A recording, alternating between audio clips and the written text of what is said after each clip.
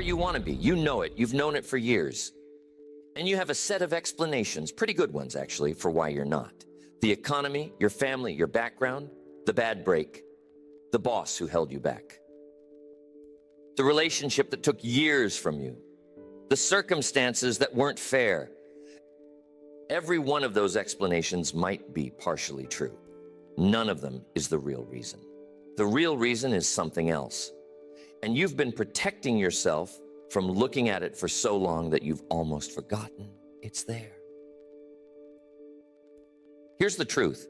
The real reason you're not where you want to be is that you've been outsourcing the responsibility for your life to circumstances, to other people, to the past, to bad luck, to anything outside of you. And as long as the cause is outside of you, the solution is outside of you, and you've been waiting for the external world to change while doing very little to change yourself. You see, the explanations feel good. They preserve your self-image. They keep you from having to face the harder thing. They give you a reason to keep going as you've been going. Because what you've been doing wasn't the problem. The world was. But every single year you spend on those explanations is a year that does not move you forward. You see, this is the cost most people refuse to acknowledge. The slow, invisible bleeding of your years into a story that produces nothing, because the explanations cannot do the moving. Only you can, and only when you've stopped explaining. Today I want to walk you through 5 things you must understand about this. Listen, the next 30 minutes might be uncomfortable, because the real reason you're not where you want to be is going to require you to look at something you've been avoiding for years. But the looking is the only way through. And once you've looked, the rest of your life can finally start happening. None of them are about blaming yourself. All of them are about taking back the steering wheel of your own life. By the end of this, you'll see the trap of explanation clearly. And you'll see the path out, which has been available the whole time, behind the wall of explanations you've been carefully maintaining. Now, before we get into the 5 things, you must understand what the explanations are costing you. Because most people, when they're running a long list of reasons why their life looks the way it looks, do not see those reasons as a cost. They see them as the truth. And as long as they see them as the truth, they cannot see them as a problem. Here's the truth. The explanations are not free. Every explanation you maintain is using mental energy that could have been going into actually changing your situation. Every story you tell about why you're stuck is keeping you stuck, because the story replaces the action that would have unstuck you. You see, the human mind has a limited capacity. It can only run so many programs at once. And if it's running an elaborate program of explanations, protecting your self-image, justifying your situation, identifying external causes for everything that hasn't worked, it cannot also run the program of doing the work that would change things. The explanation program crowds out the action program. And here's what most people don't see. The explanations aren't actually descriptive. They are productive. They produce the reality they describe. If you've been explaining for 10 years why your career isn't where you want it, the explaining itself has been producing your career staying where it is. Because every hour spent explaining was an hour not spent doing the things that would have changed it. You must reckon with this clearly. The cost of the explanations is not abstract. It is measured in years of your life that look exactly like they look because you've been describing them instead of changing them. And after 15 or 20 years of describing, the description starts to feel like reality. And the changing starts to feel impossible. Not because it is, because you've spent so long not doing it. You cannot afford another year of this. Every year you keep running, the explanation program is another year subtracted from the time you have to actually build the life you want. The years don't come back. The energy you spend maintaining your reasons could have been building something else. And the version of you who spent the years explaining is going to be sitting in roughly the same place when the explanations finally stop. Except by then, you'll have less time, less energy, and more accumulated weight of all the years you spent not changing anything. This is not about blaming yourself. It is about seeing clearly the cost is real, the cost is high, and the cost has been quietly accumulating year after year while the explanations made it invisible. 5 facets, all about taking back what the explanations have been taking from you.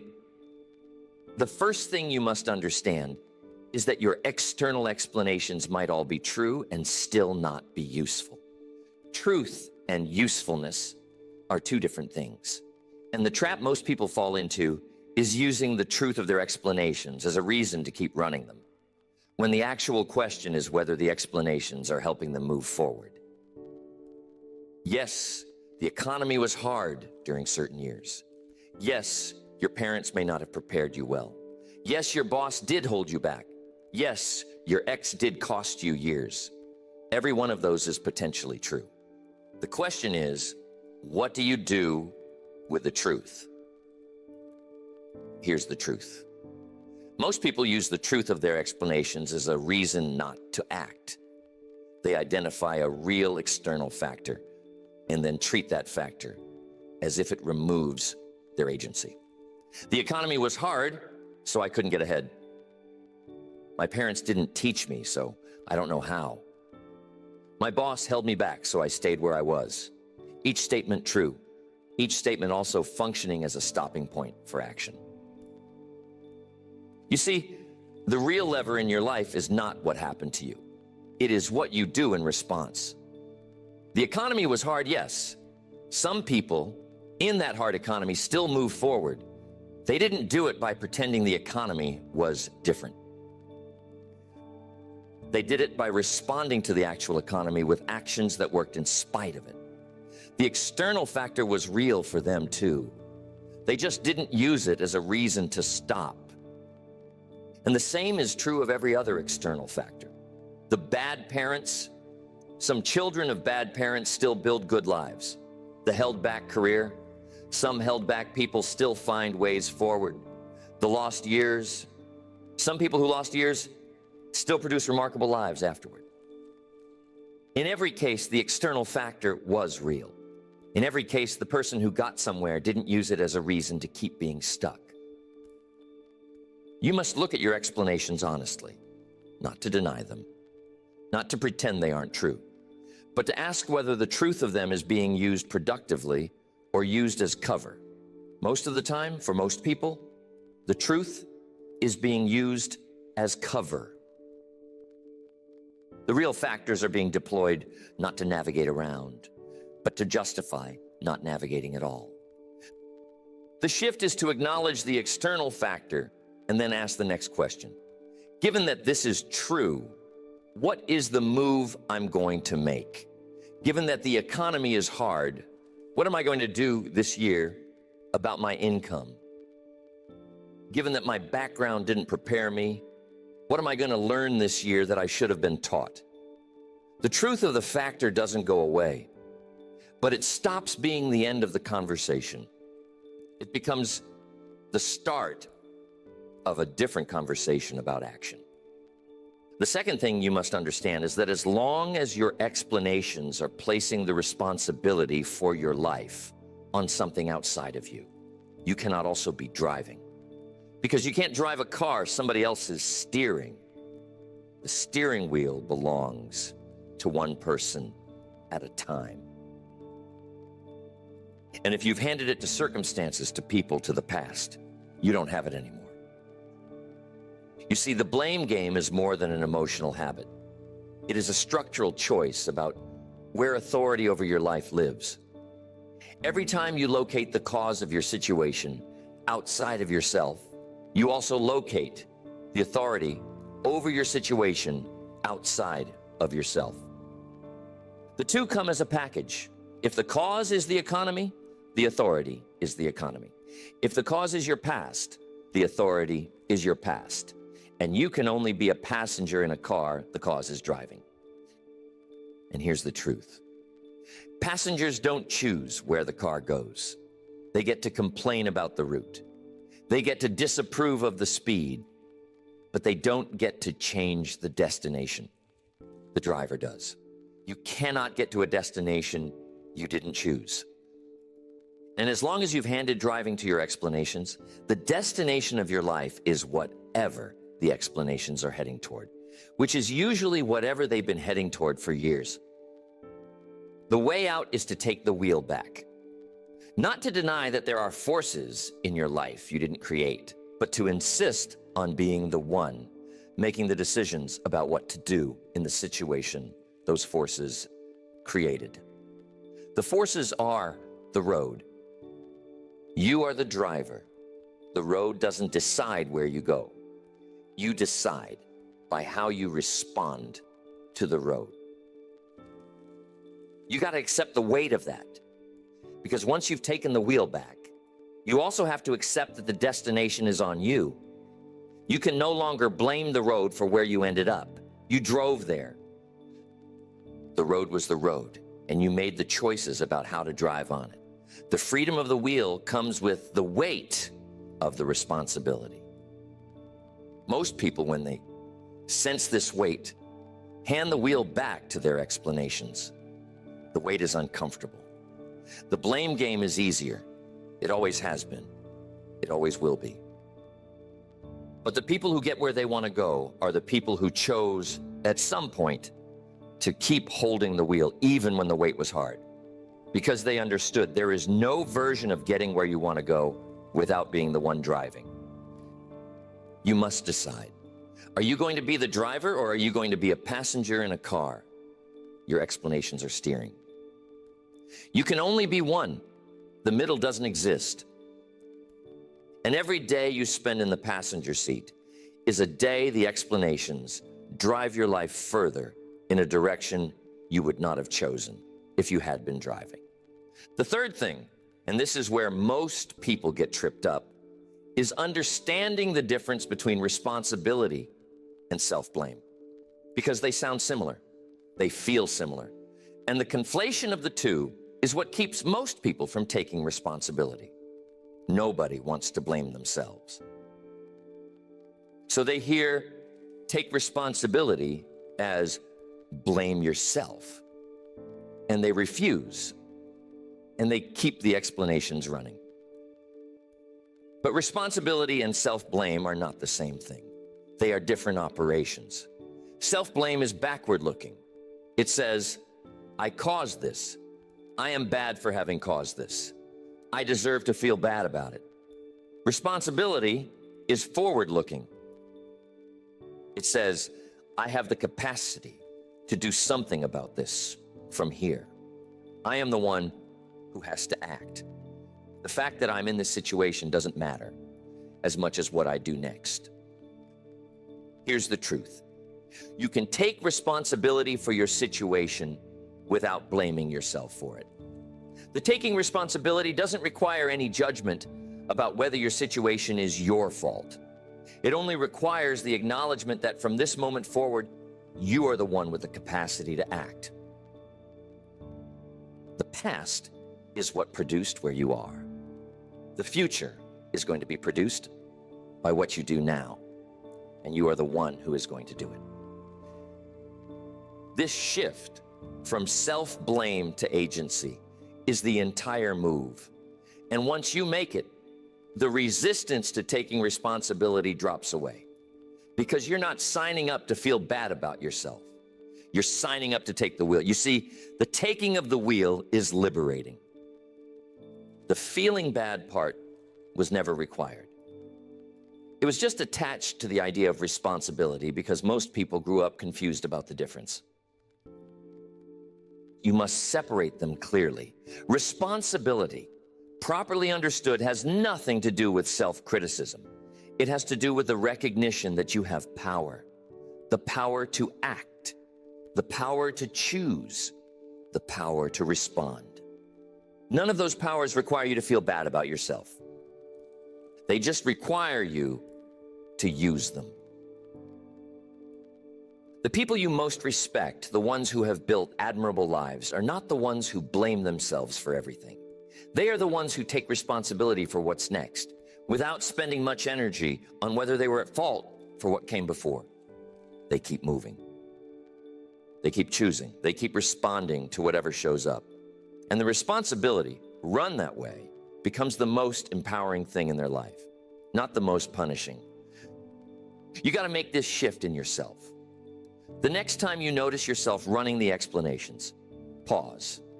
Don't switch to self-blame. Switch to agency. Ask the forward-looking question, given that this is the situation, what is my move? The move is the responsibility. The fault was never the point. The move is everything, and the move is yours to make every single day, regardless of how you got here. The fourth thing I want you to understand is what happens when somebody finally makes the shift. Because the shift sounds abstract until you've seen what it looks like in a real life. And once you've seen it, you understand that what's at stake here isn't a philosophical point. It's the difference between two completely different lives. Let me tell you about somebody. I once knew a man who, by the time he was 50, had spent his entire adult life running an elaborate explanation system for why his life looked the way it did. He blamed his parents for not teaching him about money. He blamed his employers for not paying him what he was worth. He blamed his ex-wife for the divorce that had taken years from him. He blamed the economy for his stagnant career. Each blame was based on something real. His parents really didn't teach him about money. His employers really had underpaid him. His marriage really had ended badly. The economy really had been hard during certain years. He wasn't making things up. He was describing real things. But he had spent 30 years describing instead of changing. And at 50, he had nothing to show for it. Same job he'd had at 35. Same financial position he'd been in at 40. Same patterns, same complaints. Same set of explanations, getting more polished by the year, while his actual life stood still. He hit a bottom. He was sitting alone one evening, listening to himself complain about the same things he had complained about a decade earlier. And he had a realization that hit him hard. He said to me later that he had recognized in that moment that he was going to die having spent his entire life building a defense for why his life turned out the way it did. The defense was going to be brilliant. The life was going to be small. The next morning, something shifted. He didn't have an inspiring breakthrough. He just stopped running the explanations. When his mind reached for them, and it kept reaching, because it had been reaching for 30 years, he didn't follow them. He sat with the discomfort of not having an explanation. And he asked himself a different question. Given where I am, what's my move? The question started producing answers. Move in what direction? He decided. Learn what skill? He picked one. Talk to whom? He made a list. He stopped explaining and started doing. Slowly, imperfectly, without the protection of his stories, but he was doing. 5 years later, his life was unrecognizable. Not because the circumstances had changed. The economy was still the economy. His parents were still who his parents had been. The divorce was still in the past. But he had built something, a different career, a different income, a different sense of who he was. none of which had been available to him while the explanations had been running. He told me years after, the most painful thing wasn't admitting I had been wrong about my situation. The most painful thing was realizing I could have done this 30 years earlier. The explanations had been there the whole time, available to be dropped the whole time. I just kept holding on to them because they were comfortable and I didn't know what to do without them. And he told me once I dropped them, I felt the weight of those 30 years.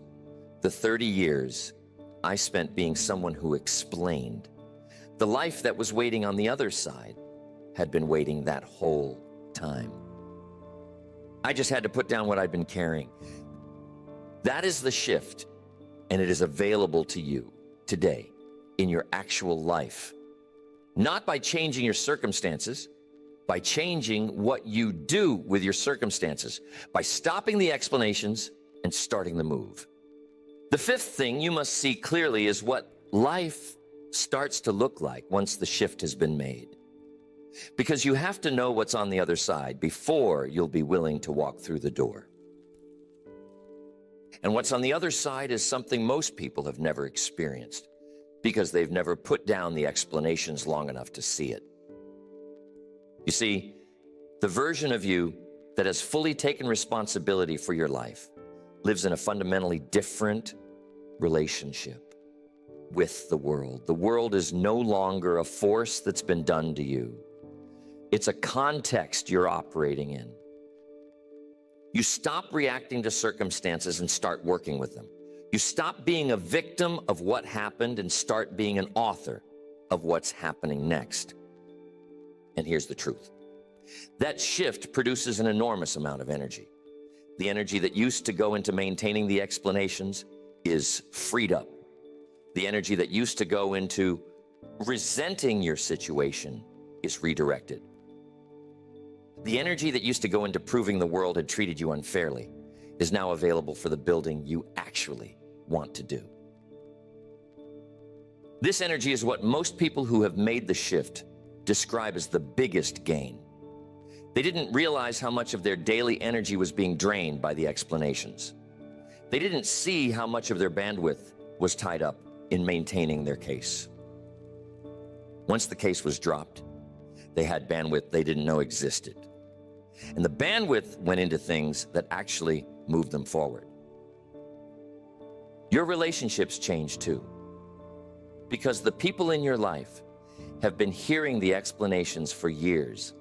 They've adjusted to you as the person who runs that story. When you stop running it, they notice. Some of them won't know what to do. They had grown comfortable with the version of you that complained. Some of them will rise to meet the new version. The relationships that survive the shift are the ones that were always going to be real.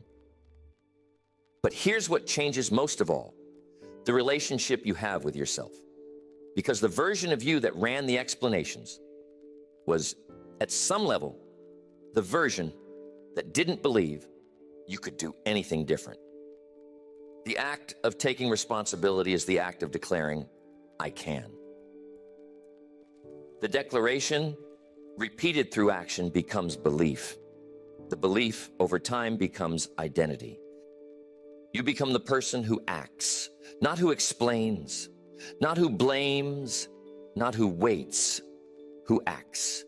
And that identity, once established, is permanent. You don't lose it. It carries you into every other situation, every other challenge, every other year of your life. The shift, once made, doesn't have to be remade. It just expands slowly until your whole life is being lived from the new place. So here's what I want you to do. If you have been running the explanation system for years and are ready to stop, the fix is not complicated. It is uncomfortable, but it is not complicated. I am telling you, the simplicity is the part most people miss while looking for something more elaborate. You must first notice the explanations. They are running constantly in your mind, but most of them are running below your awareness. You don't hear them as explanations. You hear them as facts. So you have to start watching for them. You got to listen for the moments when you're telling yourself a story about why something is the way it is. Those stories are the explanations. Second, don't follow them. When you notice an explanation starting, you don't have to argue with it. You don't have to disprove it. You don't have to convince yourself it's wrong. You just have to not follow it. The explanation tries to take you somewhere, usually toward the conclusion that you can't act. You're stuck. The situation is what it is. You decline the invitation. You sit with the discomfort of not having the story. And you ask the forward-looking question instead. Third, ask the forward-looking question. Given that this is the situation, what's my move? Not, whose fault is this? Not, why is this happening to me? Just, what's my move? The question keeps directing energy toward action instead of toward analysis of the past. Fourth, make a small move today with whatever the answer to the question was. Not a big move, a small one. The smallness is the point. You're rebuilding the muscle of acting without explanations holding you back. The muscle needs reps. Start with the smallest possible rep and do it today. And fifth, repeat. The next day, you do it again. You catch the explanation. You don't follow it. You ask the forward-looking question. You make a small move. After 100 days of this, the explanation system has lost most of its power. After a year, you're operating from a fundamentally different place. After 5 years, you don't recognize the person you used to be. That's the entire reframe.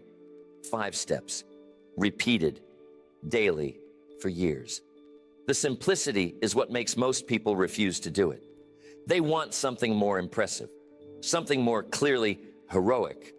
But the small daily inversion from explaining to moving is what produces the entire shift. And the shift, once produced, is what produces the life. So here is what I want you to carry with you. The real reason you're not where you want to be is not the economy, your background, your luck, or any of the explanations you've been running for years. The real reason is that you've been outsourcing the responsibility for your life. And as long as the cause is outside of you, the solution is outside of you, and you wait while the years pass. The shift is available today, right now, with one decision: to stop running the explanations and start asking the forward-looking question, to take back the steering wheel of your own life, to accept the weight of being the one who decides what happens next. The weight is real. It's also liberating, because the moment you take it, you become somebody who can move, somebody who is no longer waiting on the world to change, somebody whose actions actually matter instead of being undone by the explanations that came after them. I am telling you, this is the deepest move most people never make. They run the explanations until they die. Sometimes the explanations get sophisticated. Sometimes they get bitter. Sometimes they sound philosophical. But underneath, they're all the same thing: a refusal to take the wheel, dressed up in different language. And every year spent running them is a year that produces nothing different. You can be different. You can put down the explanations today. You can ask the forward-looking question. You can make a small move, and you can keep making small moves every single day for the next decade, until the cumulative effect produces a life you would not recognize from where you're standing right now. That life is available. The path to it doesn't require new circumstances.